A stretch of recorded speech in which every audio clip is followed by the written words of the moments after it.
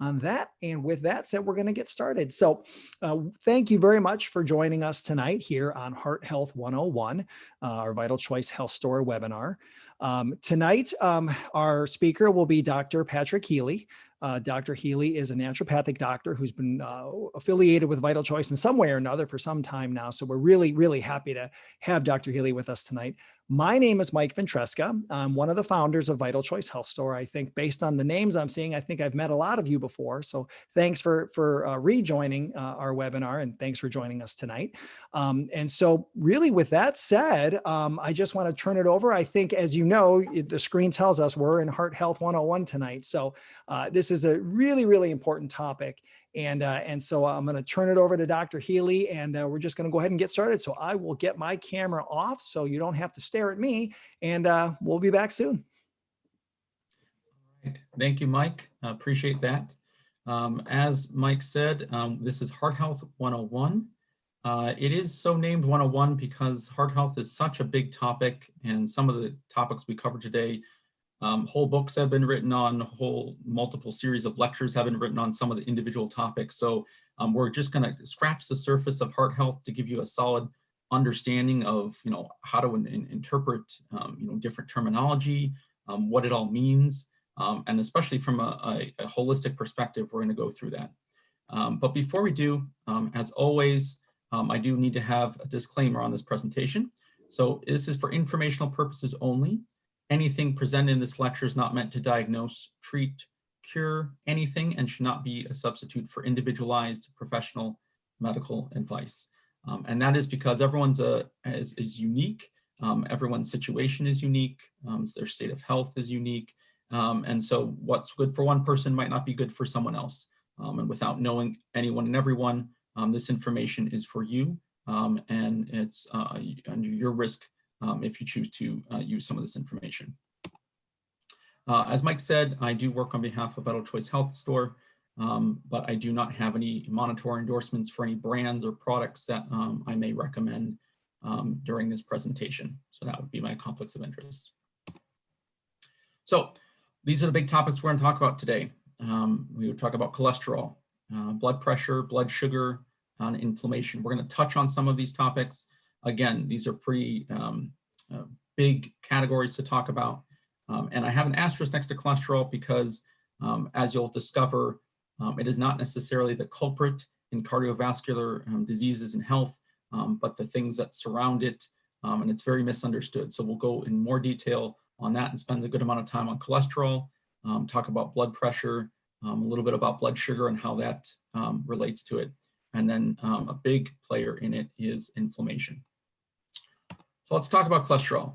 Why do I call it the misunderstood nutrient? I call it that because your body naturally creates cholesterol. It is the backbone for a number of molecules in your body. Your body produces about 80% of the cholesterol, and it is needed and vital for health. Without it, you would not be alive. So there's no such thing as good cholesterol or bad cholesterol. And I know that flies in the face of conventional thinking about what you've been told about it, but you'll understand as we go through this why I'm saying that. Cholesterol is cholesterol. Whether you get it from food or whether your body is making it, it is needed and necessary for cell repair. As you can see here, it's needed for synthesis or creation of vitamin D. It's needed for creation of your sex hormones like testosterone and estrogens, many of the other ones like cortisol and DHEA. It's also needed for what's called bile acid production, or what your gallbladder and liver produce to help digest and absorb fats and nutrients. It is also anti-inflammatory, so there's some benefits to it. So it's not evil. What is, labeled and what we'll look into is what they call the carriers of cholesterol. So the little packages that move around your body that carry cholesterol to different parts of the body, to and from, are what are known as lipoproteins. And the main issue comes from not cholesterol itself, but whether or not it gets damaged or whether the carriers get damaged. And when that happens, that can cause some issues in the body. So you can't take cholesterol as a number just by itself. You have to look at the whole picture and what else is going on in the body. So if you have inflammations and toxins that can cause damage to either cholesterol itself or its carriers, that's when you can have some issues going on.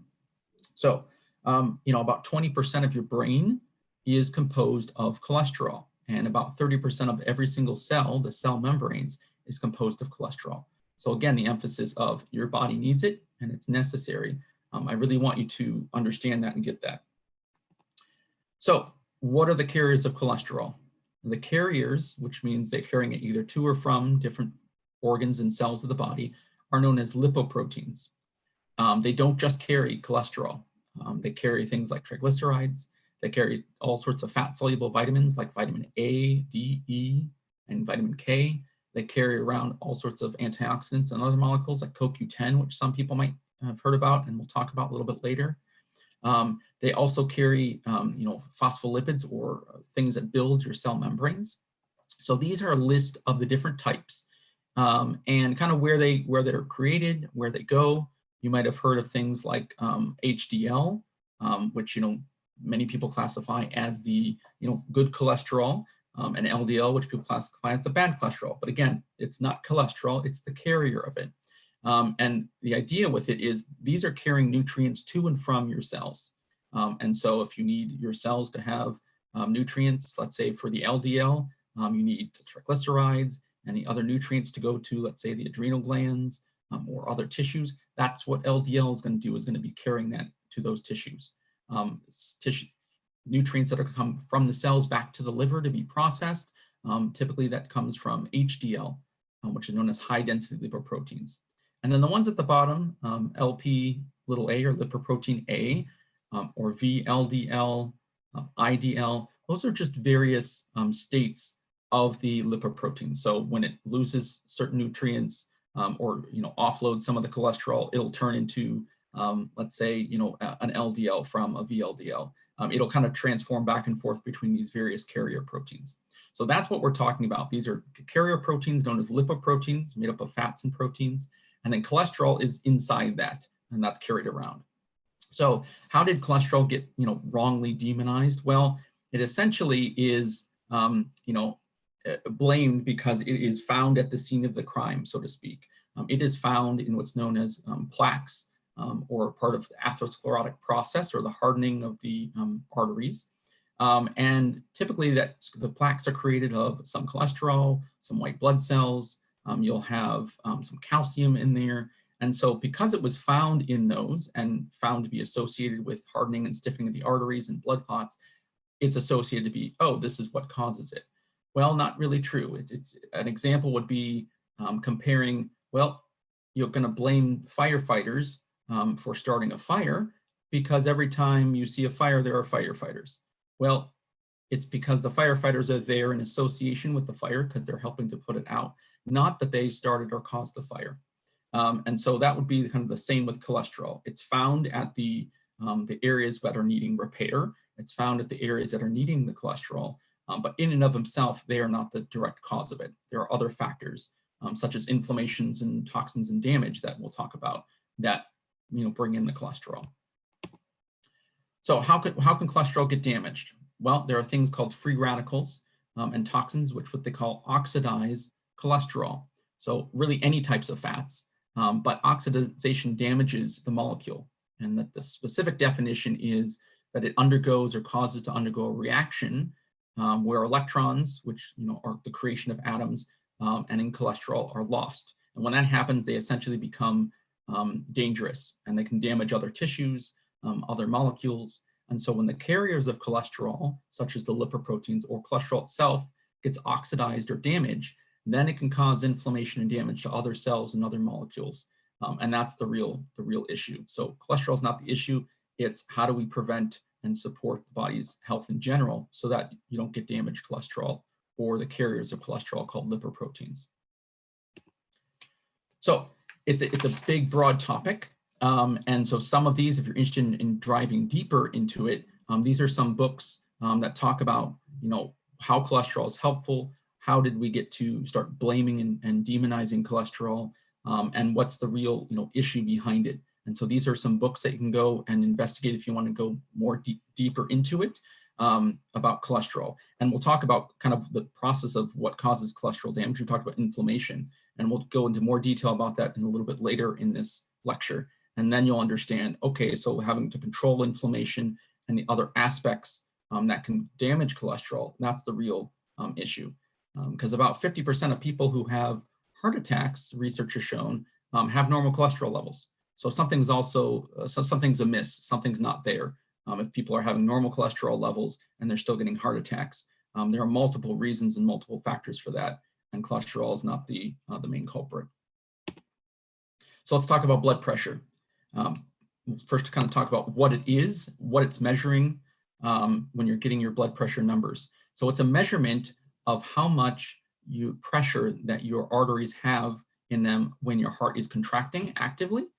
And that's called the systolic number, and typically it's reported as kind of the top number. It's a number that's the amount of pressure in the arteries when your heart's contracting. And then that split second when your heart is relaxing, there is another number that's known as the diastolic number. It's how much pressure is in your arteries when your heart is relaxed and not pumping blood out of it. And that's called the diastolic number. So typically you will see this reported as, 120 over 80 or 144 over 96. Those are the numbers. Typically that first number you'll see reported as the systolic number, or the amount that's representing the pressure in your arteries when actively contracting. And the diastolic number is the one where it's actively relaxed. And so the higher your blood pressure, the more strain you're going to put on the heart and the arteries that's surrounding it, and then the organs that the blood is going to. If you have a really high pressure in your arteries and your heart, you're going to have damage to things like the kidneys or eyes, and even the brain, which can cause strokes or blood clots because of the stress and damage that it causes. So it's real important to make sure that your blood pressure is regulated. So this is a picture of kind of what you might see if you have a digital at-home blood pressure cuff, or if you go into the doctor's office and you see that top number there, it says 123, and it says SYS or SIS. That's the amount of pressure in your arteries actively contracting, and then that 94 number is actively relaxing. And then they'll also sometimes throw in like your pulse rate, how fast your heart is beating. It's important to understand how to take your blood pressure, because a lot of things can cause your blood pressure to elevate. Typically, you want to take it at the same time of day.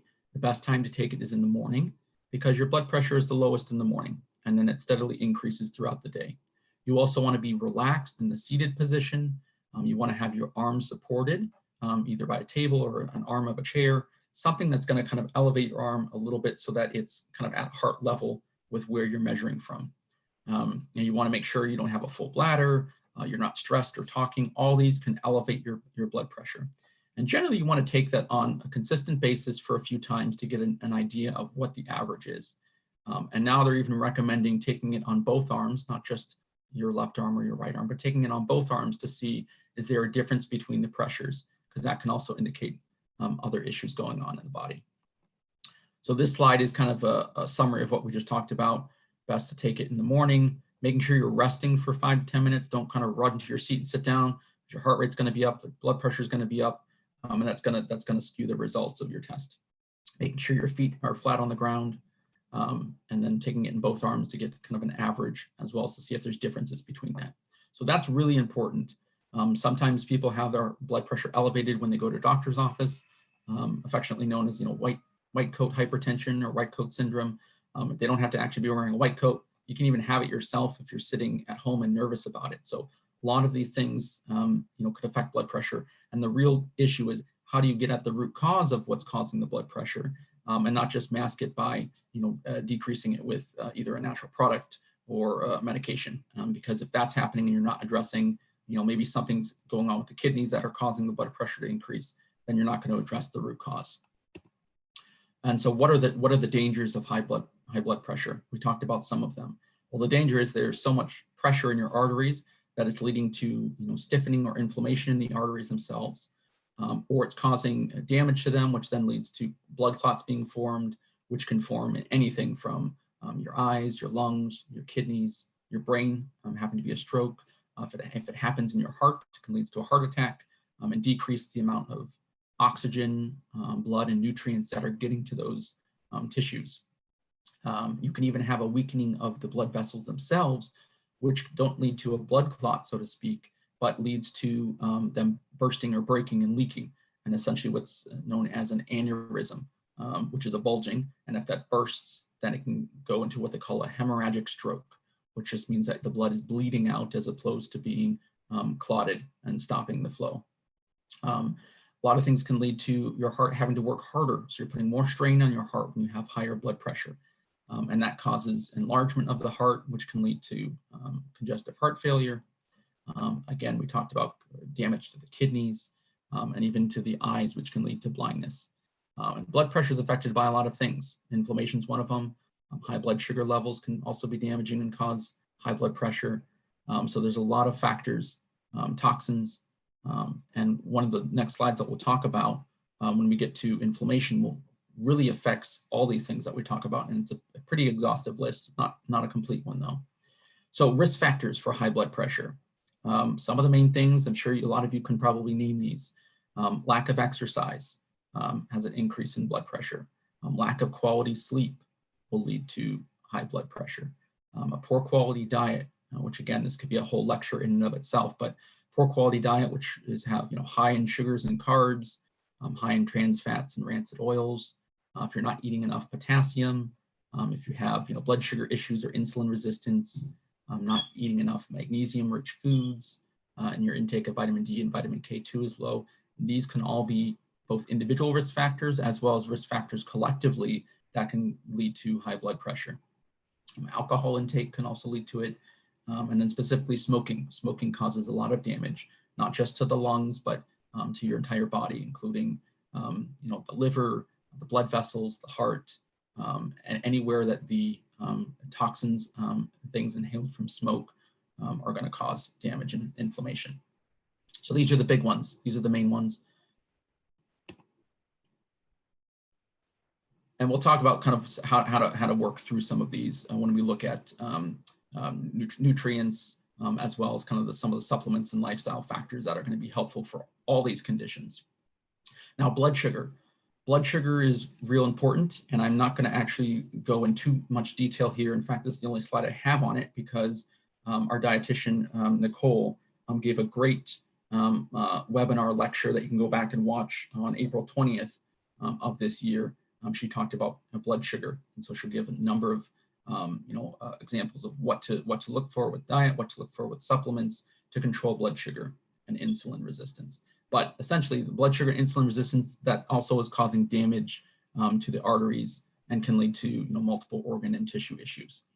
So I would refer you to Nicole Gould, our dietitian. Her webinar that she gave on April 20th is going to be the best one to go with, because again, that's a full lecture on blood sugar in and of itself. And then we'll talk about chronic inflammation. Chronic inflammation is probably the number one reason behind most, if not all, disease processes. Anything you can think of probably has some form of inflammation, either as a direct cause of it or leads to it from that condition. So we'll spend a good amount of time on this topic here. So first, we want to talk about the types of inflammation. It's generally broken up into two types, but the general definition would be a total response of the body to produce a condition which is characterized by redness, swelling, heat, pain, and then sometimes loss of function. If we're talking about like a sprained ankle, you can kind of get that visualization of there's redness and heat and swelling of the ankle, you'll have pain, and then because of all those things, as your body's trying to protect it, that function of that ankle will decrease until the healing process happens. That is what is known as acute inflammation. You have an injury, you have an infection, you have something that's going on in that moment. The acute inflammation occurs, and in doing so, it brings about healing and recovery of that tissue. You'll have white blood cells coming in, you'll have increased circulation and blood flow to the area, delivering nutrients and oxygen. You'll have the swelling, which will help to kind of stabilize that area. Let's say if it's a joint, you'll have the pain, which will, essentially indicate to you not to use it and to kind of let it rest, if it's that body part. And then once that all happens, that whole complex of inflammation and complex things with the immune system will resolve that process and help build that tissue and strengthen it.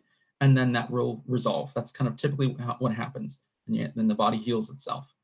If for some reason that process is interrupted or goes on for months to years, then that's what's known as chronic inflammation. Inflammation is not bad. It's only bad when it is, one, not resolving, and two, lasting for a long period of time. And that can cause damage. And there are a lot of things that can cause inflammation. So the two distinctions are going to be more of acute inflammation and then chronic inflammation. So here's a visualization. Typically, when you have an acute inflammation, you have some type of harm to the body. Could also be a chronic inflammation if you're constantly exposed to it. Some type of harm. On the left side of the screen, you'll notice there's a splinter. Goes into the tissue. Some type of harm, but you can replace that with, let's say, a bacteria, a toxin, an environmental chemical, some insult to the body happens. And then you have the response of the body, which is what we talked about. You have that redness because of the increased blood flow. You have the white blood cells, which are those little purplish white blobs on the bottom coming to the area to clean up the mess, to make sure there's no infection that's happening. You have pain of the area, swelling, and then it will eventually resolve. That's typically what happens with inflammation. And chronic inflammation, that process happens, but it doesn't manifest as more of a localized area. It typically may be throughout the entire body, what they call systemic. And when that happens, you can have some, a lot of chronic illnesses and issues that develop from that. And here are some of them. I tried to be, exhaustive with this, but at times there's, I'm sure, more on here that is not even listed. But you have environmental toxins like pesticides, herbicides. There's air and water pollution. Genetically modified foods can cause this. Certain drugs and medications can cause inflammation. High vegetable oil diets, high blood sugar, chronic illnesses, electromagnetic pollutions or electromagnetic frequencies can cause it. Sometimes, lack of exercise, just not exercising, can also lead to inflammation. Certain food intolerances and allergies, lots of things can contribute to it. And this is not, an all-inclusive list. I also have leaky gut at that bottom there, GI issues. There's another webinar that I gave on that one, and that was earlier on March 23rd is when I gave that one. So that one's posted up on the Vital Choice website under webinars. So if you want to know more information about that, I would refer you to that lecture. So how do you find out? How do you discover, okay, is there inflammation in my body? Is there something else I'm missing beyond just cholesterol, beyond just my blood pressure is elevated? These things are signs and symptoms of the body that let us know something's going on, something's out of balance, and we need to figure out what's going on. Some of the ones that have been supported to look at inflammation and look at some of the other processes in the body are what are known as C-reactive protein, or you might also find another one called HSCRP, which just stands for high sensitivity CRP. And that HSCRP measures a more low level inflammation in the body that can be related to a lot of chronic illnesses. So that one would be a good one to consider or talk with your doctor about. There's a few other ones like fibrinogen and homocysteine, and then something called erythrocyte sedimentation rate. These are all looking at the body's ability to how high the inflammation is in the body. The homocysteine also looks at, if you're having enough, certain B vitamins. If you're not having enough of those, that homocysteine can increase, which can lead to inflammation and issues. Fibrinogen is looking at your body's ability to clot. And if you have too much fibrinogen, then you might be clotting too much and can lead to blood clots and strokes and things. So those are good things to consider. If you're wanting to know about kind of the different subsets of cholesterol, because it's not just cholesterol, but it's the subsets of the carrier molecules, there's some advanced testing for those called advanced lipoprotein testing. Sometimes you might hear it referred to as vertical auto profile, or your doctor might know kind of how to look at the subsets of the different ones to really get an idea of which ones are higher, which ones are lower. It's not just a matter of looking at total cholesterol. And then some basic ones, what they call complete blood count or complete metabolic panel, and vitamin D. These are all some really good ones to consider when you're looking at general health, how well the kidneys are functioning, how well the liver is functioning, if there's any infection going on, or inflammation, you can kind of get an idea with even some of the basic ones. And vitamin D is real critical for a lot of conditions, but also, especially when we're coming out of the winter season, when people might be low, if you're not getting outside enough, vitamin D is critical to look at. So here are some to consider and talk with your doctor about if you haven't already. Nutrition. This one's a really big topic, and again, this could be a whole lecture in of itself, but first and foremost, check with your doctor, because certain medications can interact with things like sodium, potassium, and magnesium, which are some of the things that you need to find in foods and or some supplements that could be very beneficial for heart health, blood sugar, blood pressure regulation. So really check with your doctor for some of these, especially potassium. There could be some dangerous situations if you're having potassium buildup in your body. First and foremost, make sure you are drinking enough water. Water is essential to life. All your body's processes rely on it. Your body by weight is about 60% water. And then structurally, about 75% of your lungs are created from structured water. Your brain is about 75% structured water. Your heart, almost 80% structured water. So if you're dehydrated, chronically dehydrated to where you're not drinking enough, then you can have all your tissues essentially being dried up, and they're not functioning as optimally as possible. So I'd really encourage you to make sure you're drinking enough water. Pretty easy to tell if you're just looking at the color of your urine. If it's a pale yellow to clear, great, you're drinking enough water. Sometimes you can't always go by your thirst, when you're thirsty, because sometimes by the time you're thirsty, you're already dehydrated too much, about 1% or more dehydrated. So you really want to make sure that you're just drinking enough, not huge amounts at one time, but just drinking throughout the day. Drink to your when you're thirsty, but also kind of take a look at your urine and see, is it the appropriate color? If it's really dark, really dark yellow, and maybe even close to brown, you really need to drink more water. And if you're drinking things that are dehydrating you, certain things like caffeine are going to dehydrate you. Certain medications can also cause you to lose more water as well. Other thing to take a look at that's really going to help with blood pressure and heart issues is going to look at potassium-rich foods. Potassium and electrolytes like sodium and magnesium, those are real necessary in appropriate portions to help with heart health, both the contraction of the heart as well as the pressure in your arteries. And then even blood sugar regulation can rely on things like magnesium and potassium. So making sure you're eating foods rich in potassium, rich in magnesium. I've listed some of those things here. Typically green leafy vegetables. Vegetables in general have a high amount of potassium in them. Certain fruits as well. So making sure you're incorporating those into your diet, as long as you're able to tolerate them. Certain foods that people are intolerant to or allergic to, then that benefit is not going to outweigh you eating them if you're having an allergy or inflammation reaction to those foods. And then eating foods rich in omega-3 fats. So these would include things that are wild-caught salmon and mackerel, herring and sardines. These are going to provide you directly those omega-3 fatty acids, which are essential to all processes in the body. I know I say that a lot, but there's a lot of foods and a lot of things that you take in your body that are really necessary for health. Omega-3 fatty acids are really necessary for creating your cell membranes, creating certain hormones in the body, and making sure that it manages the inflammation process in the body. So they're real important. Now, flax seeds, chia seeds, walnuts, these are plant sources, but they're actually not directly omega-3s. So your body has to convert them to active forms of the omega-3s. And it takes about 10 ounces of ground flaxseed, which is almost an entire bag, in order to get enough omega-3s compared to about 1,000 milligrams of a fish oil. So your body doesn't convert it very well. It's anywhere between 1 to 5% it's converted.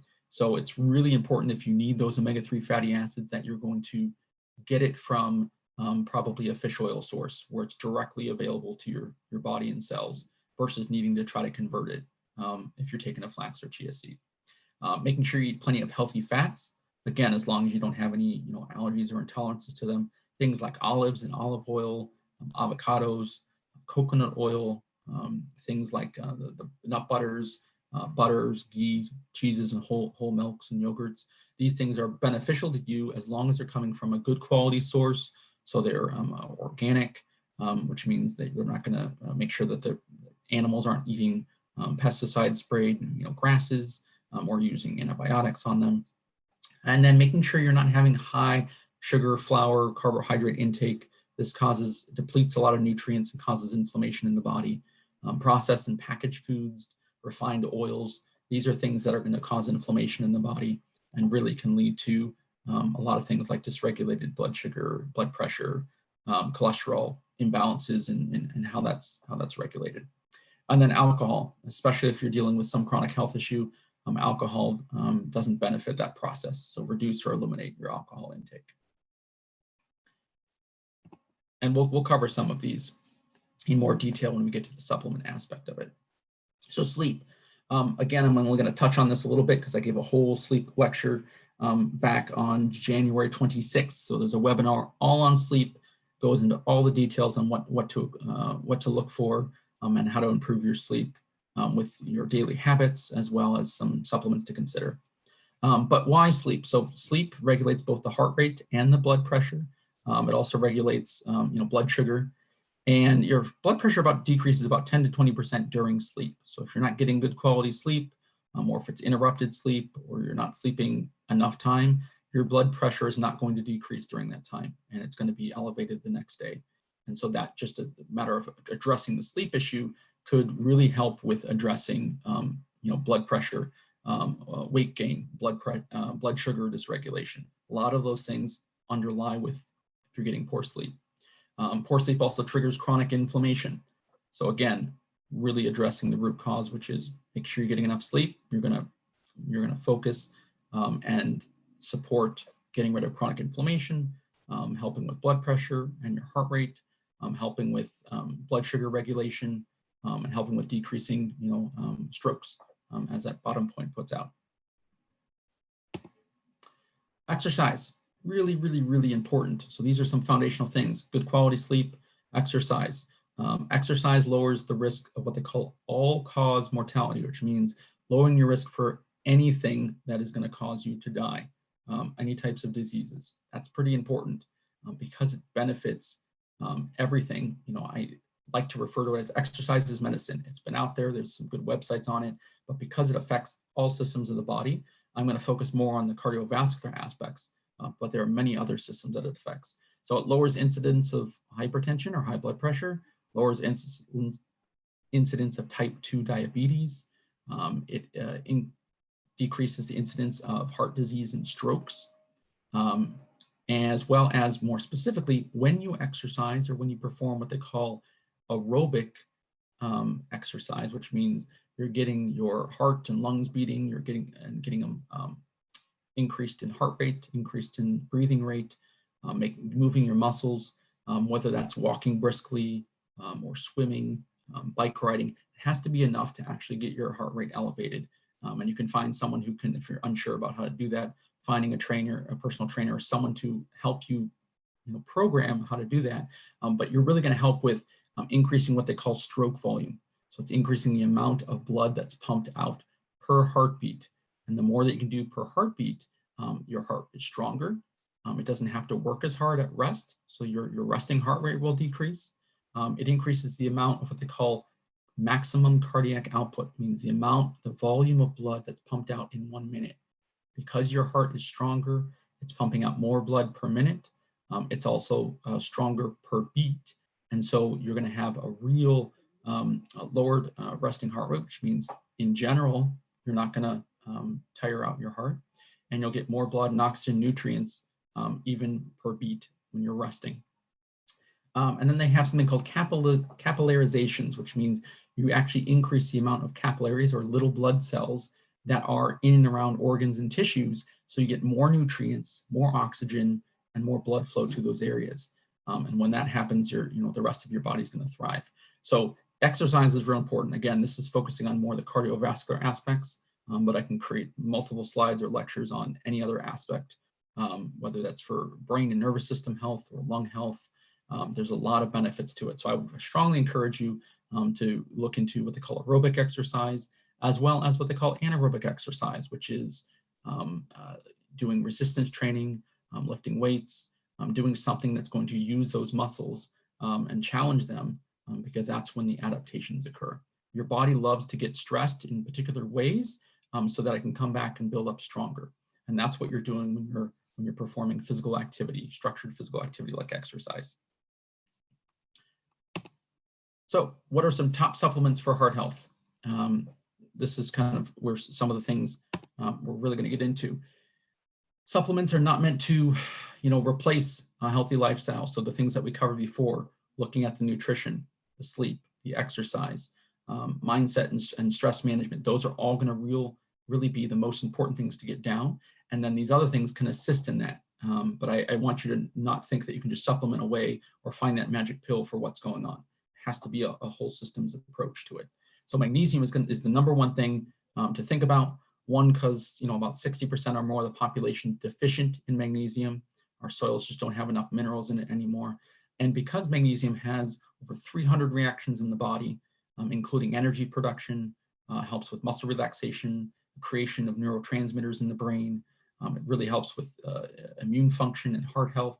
All these things, magnesium's in every cell of the body. This is really important, and it really helps with blood pressure, heart rate. So the individuals who might have irregular heartbeats or heartbeats that are rapid, this is going to be really important for them. And the more you're stressed, the more magnesium you're going to run through, and you can become even more depleted in it. So this is real important. Taking on a regular basis is going to be key. You've got to take it regularly so it builds up in the body. You're not going to get effects by just taking it, once or twice a night every so often. So why is magnesium important? How does it act in the body with relationship to the heart and blood vessels? It acts kind of like a natural, what they call calcium channel blocker. So certain medications are called calcium channel blockers, and that helps to decrease the heart rate and helps the blood vessels to relax. So taking magnesium can act the very similar ways as that, but in a more natural way. It also increases what's known as nitric oxide in the body. And nitric oxide helps with what they call vasodilation, helps to increase the diameter of the blood vessels so that you can have less pressure on the arteries and the decreased in blood pressure, decreased strain on the heart.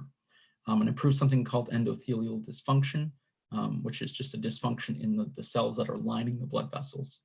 It helps with nerve transmission, relaxing muscles. If you're stressed or tensed and your muscles are tight, that can constrict, blood flow and cause, more stress on the cardiovascular system. And then magnesium helps to really keep calcium dissolved in the blood. So if you're taking lots of calcium or lots of vitamin D and you're not getting enough magnesium, the calcium that's there will potentially get deposited into soft tissue like your arteries to harden them, or stiffen the arteries to lead to cardiovascular disease, or to kidney issues if you get like kidney stones or gallbladder stones. So magnesium really helps to counterbalance the calcium and vitamin D. Some of the forms to consider, some of the better forms are magnesium glycinate, magnesium citrate, and then magnesium chloride. Those are kind of some of the better forms that are absorbed and utilized by the body. They come in various forms like capsules and powders. You really want to take it on a consistent basis, even throughout the day, not just in the evening time. I know some people take it for sleep, but you really want to take it throughout the day because it builds up in the body and its benefits increase. And you want to take it for weeks and months at a time, if not years. I mean, I've been taking it for years just because we need it consistently every day. Typical dosage is 400 milligrams a day. Some may need more. Some people might need up to 600 or 1500 milligrams divided throughout the day in order to get the magnesium levels up. And that should probably be done maybe under healthcare practitioners' guidance. So a lot of good forms out there. Some of the ones that I like, the Vital Choice brand has a good one called magnesium glycinate. That one is a great form, easy on the digestive system and easy to absorb. Omega-3s, this is kind of one of the stars of heart health, inflammation health, whatever you want to think of. Omega-3s are foundational. It's the building blocks for all the cell membranes. It's been supported to lower what they call abnormal heart rhythms, lowering the risk for that, helping prevent inflammation and blood vessel formation and clots. So we're targeting those areas that are risks for cardiovascular disease. lowering triglycerides, helping with reducing the growth rate of what they call plaques and clogging of blood vessels. Typical recommended dosage, especially if you're looking at a therapeutic dosage, is what's known 2 to 4 grams a day, or 2,000 to 4,000 milligrams a day of what's known as total EPA and DHA, which are the types of omega-3s. And so in order to get those higher amounts, typically you're going to need a more concentrated form of omega-3s. Nordic Naturals makes one called Ultimate Omega 2X, and that means it's 2 times concentrated, and that will be able to get you more easily up to the levels of 2 to 4 grams a day, as well as another company, Garden of Life, creates one called Advanced Omega, and this one has a pretty good amount in a concentration, roughly about 1,000 or so milligrams in a concentrated soft gel. It also has some other components called specialized pro-resolving mediators. You might also hear it referred to as SPMs, and these help to work with the body to resolve inflammation in the body along with the omega-3s. So they're real important and they're really unique. So I would encourage you to look at that. Again, if you are on certain medications, you want to check with your doctor, because omega-3s can thin the blood. So blood thinning medications like warfarin or Coumadin, you need to check with your doctor if you're on any type of blood thinners, because this can either thin the blood too much, and so you really want to be working with someone with that. CoQ10, another star in heart health. CoQ10, sometimes known also as ubiquinol or ubiquinone, different forms of the same molecule, is a powerful antioxidant, really helpful for energy production. Your cells use CoQ10 to help produce energy in all your cells. And it's been shown to help with lowering what they call systolic and diastolic blood pressure. So those numbers we looked at before, some of the studies lower pretty good amounts, about 11 millimeters of mercury or 7 millimeters of mercury of both the systolic and diastolic. So pretty good amounts of lowering just with the CoQ10. They also protects against depletions of certain medications, as well as even natural supplements. So statin medications, how they work is they block your body's production of cholesterol, but in doing so, they also block your body's production of what's known as coenzyme Q10 or CoQ10. That works in the very same way as red yeast rice supplements and even some other medications. And so you can actually become depleted in CoQ10, and that manifests as achy muscles and joints, inflammation throughout the body. And there's even a illness and or disorder characterized by it called statin-induced myopathies. And that you can look that up in the research on Google or wherever you go to look those things up. And statin-induced myopathies, it's that muscle aches and pains that people get after starting a statin medication. So CoQ10 is real important if you're on a statin medication and or if you're taking red yeast rice supplements. Again, those are just targeting cholesterol. And in my opinion, that's not addressing the root cause. So I would highly consider looking at other options if you're only just looking at cholesterol. Typical dosage is 100 to 200 milligrams a day. You can do it in divided dosages or maybe once or twice a day. The other real important molecule is known as vitamin K2, and K2 is really different than vitamin K1. So that's the first and foremost thing to understand. And a certain form of K2 called menaquinone 7 is going to be really important. Look at these conditions that are associated with deficiencies in it. Probably 90% or more of the population don't get enough of vitamin K2, but it's associated with osteoporosis, atherosclerosis or stiffening and hardening of the arteries, varicose veins, wrinkles, narrow dental arch during growth and development, diabetes. And these things typically come from fermented, what they call soybeans, fermented natto, it's a Japanese dish, or really old fermented cheeses. So we don't get enough of them in our diet, and it's real important to balance this vitamin K2, especially if you're taking vitamin D supplements and calcium, because they work together to essentially activate certain types of enzymes. One's called matrix GLA protein, or MGP, which once this enzyme is activated by vitamin K2, it removes or inhibits calcium deposits in soft tissues like the arteries. It also activates osteocalcin, which is another enzyme that takes calcium and binds it from the blood and binds it to the bone to help with bone density. So if these two are not activated by vitamin K2 and they're just being produced, which vitamin D stimulates the production of these enzymes, but it doesn't activate them, then it's just floating around and you're actually causing more issues because you're absorbing calcium, it's being deposited in the soft tissues, it's being deposited in the arteries. You're actually not pulling it into the bones to actually help with things like osteoporosis or osteopenia. And so it's real important that you get this one on board. And most good quality bone support formulas should have this in it, but you can always supplement an extra amount. Minimum amount is 45 micrograms. It can go up to 120 micrograms. Some people might need more, again, depending on if you're working with someone, a healthcare practitioner, or deciding you need to supplement with more. That's going to be the ones to go for. Here are some other things. What else does vitamin K do? So it lowers the risk of coronary artery disease based on what we talked about before. It can also protect against free radical damage. It helps with insulin in the brain and improves the insulin response. It's needed for production of what's called myelin, which is the sheath and coating around your nerve cells. So it helps protect that, rebuild that. And we're still discovering a lot more about it. It helps with maintaining smooth and supple complexion, because if your tissues are not being deposited with minerals, and it's actually going to keep the skin's more elastic tissues and help with preventing wrinkles. So lots of things that vitamin K2 is needed for, and we keep discovering more and more about that all the time. Another really important botanical, as we move away from kind of the vitamins and other things, but botanicals known as hawthorn. It's known as Cratageus, and there's different species of it. You can use the leaf and flower and berry, and there's a lot of companies that use either all three or a few of them. But it's cardioprotective. It nourishes the heart and vascular system. It's a great long-term tonic to those things, helping being antioxidant, anti-inflammatory. Really helps to dilate the coronary arteries, so the blood vessels going to the heart. It dilates those so you get more blood and oxygen to the heart to nourish it.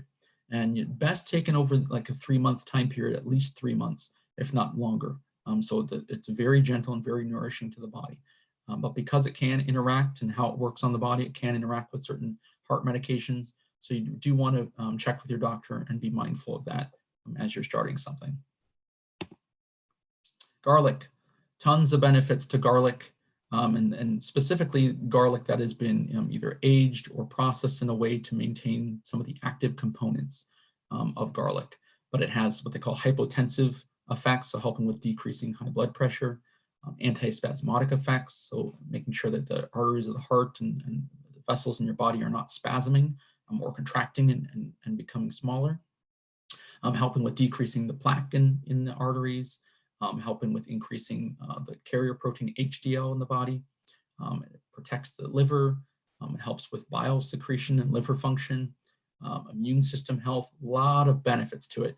You can do lots of searches on this. Again, some of the ones that have been dosages is typically around 1,200 milligrams of an aged garlic extract per day. So typically in divided dosages.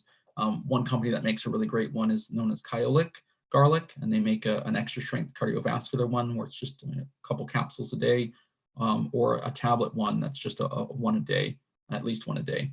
That's about 1,000 milligrams of the garlic extract. So those would be ones I would recommend and consider.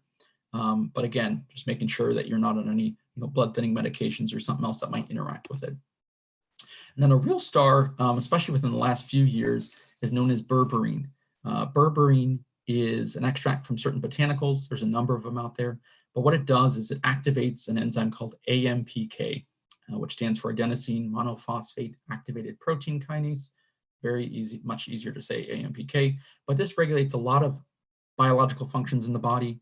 And when you have decreased levels, you have all the things that we've actually been talking about. When your AMPK levels are declined, you have increased belly fat, you have chronic inflammation, you have elevated blood sugar, insulin resistance, high cholesterol and triglycerides.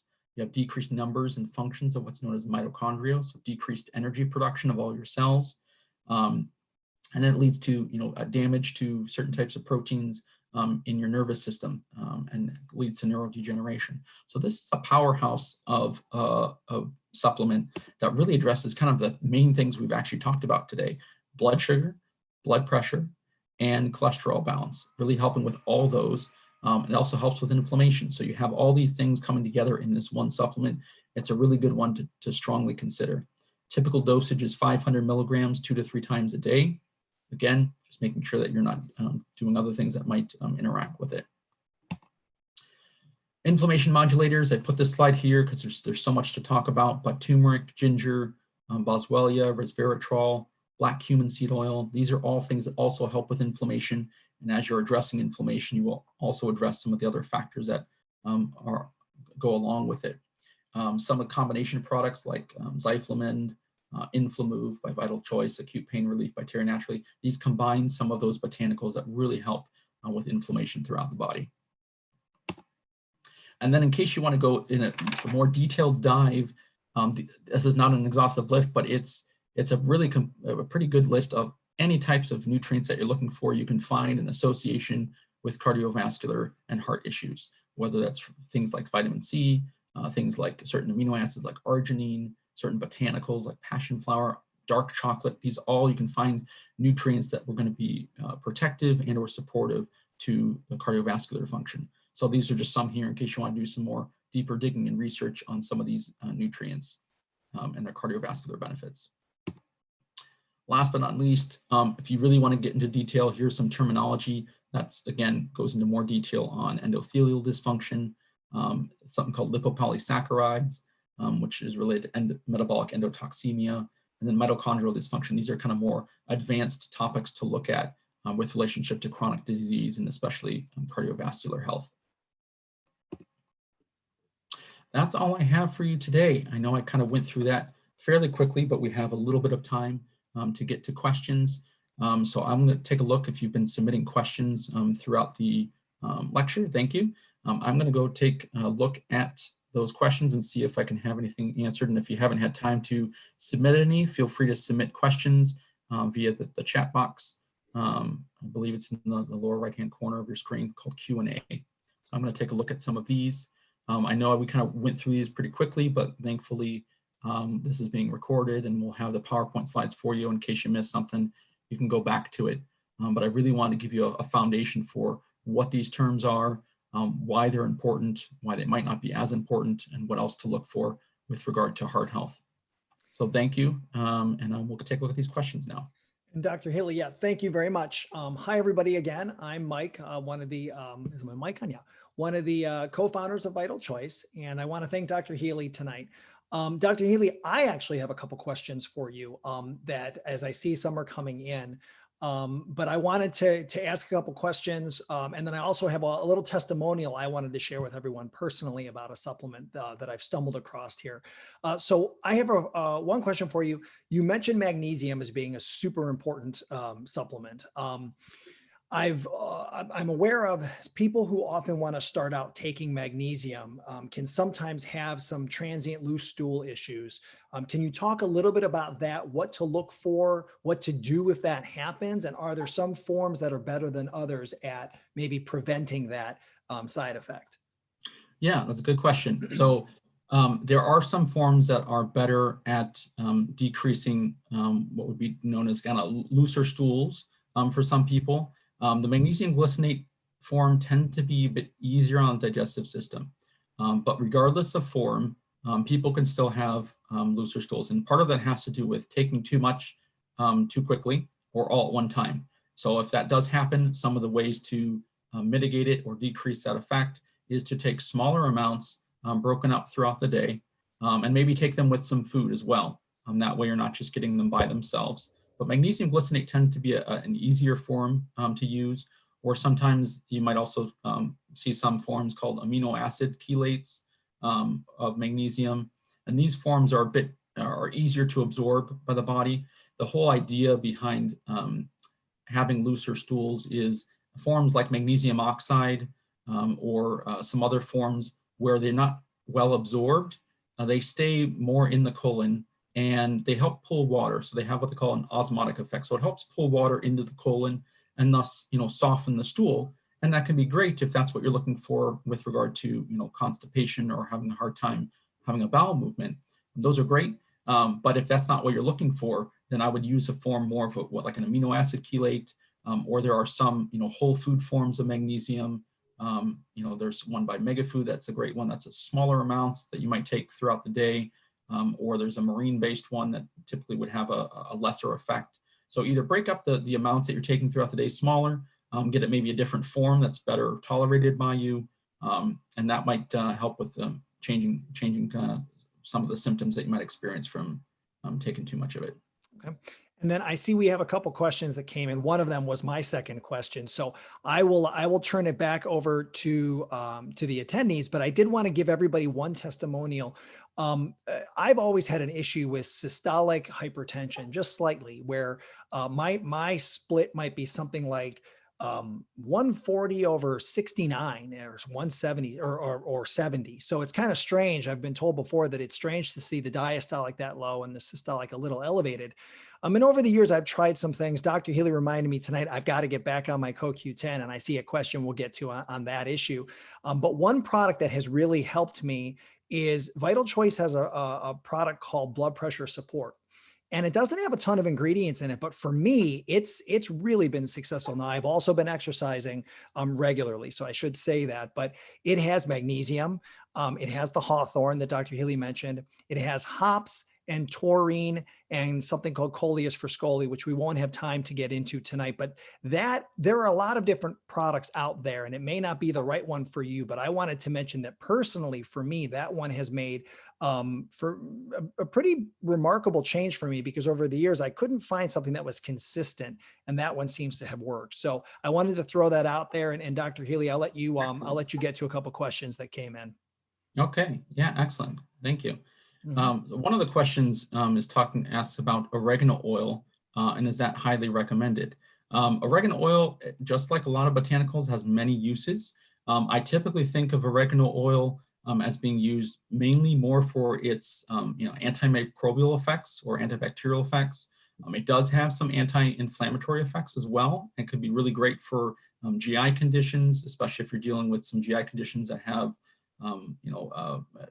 bacteria that is what they call dysbiosis, or bacteria that's kind of unbalanced or in wrong places. It's not one I would think of for heart health, but again, I'm sure you can add it to that list that I had at the end of nutrients to investigate for heart health, and I'm sure you will find some information on it. It's just not one of the first ones I think about with regard to heart health, but it does have a lot of good properties to it. I just reserve that more for kind of immune system support areas. The other question that came through is looking at the CoQ10, the other forms, what are known as ubiquinol and ubiquinone, N-O-N-E. They're asking which is better absorbed, which is used. That I've come to a different understanding more recently about that, in that, it's always been my understanding that ubiquinol, N-O-N-E-N-O-L,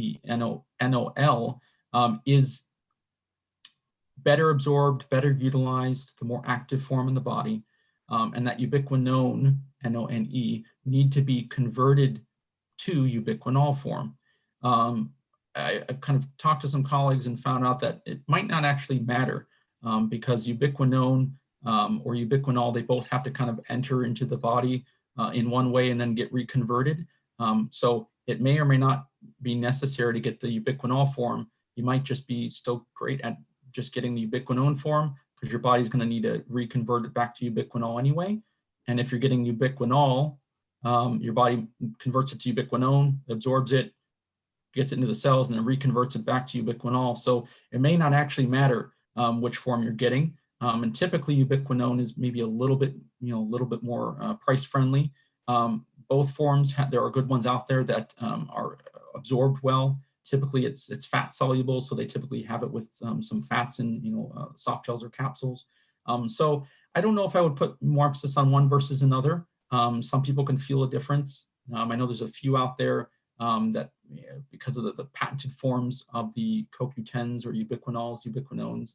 I know Jaro makes a couple of them that are well absorbed. They have some studies to back that.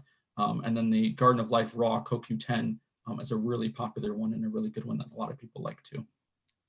So good question. Okay, well, I think that's going to do it for us tonight. But in the meantime, or at the end here, I just want to say thank you so much for taking the time with us. Dr. Healey, thank you very much for all this great information. And I did want to throw a quick plug for our next webinar. It's going to be in June. So stay tuned for that, but it is going to be focusing actually an entire webinar on what Dr. Healey mentioned tonight is such a critical issue of inflammation. So it's going to be the Pushing Back Against Aging by Nicole Gould. And she's going to be doing kind of what we probably should have done in our first episode of the webinar series, and that is the broad overview of inflammation. So we're going to take what Dr. Healey mentioned tonight and kind of blow that up into an entire webinar. So we look forward to that. But again, about tonight, thank you for joining us. Dr. Healey, thanks so much. You're very welcome. Thank you. Have a good night, everyone. Good night.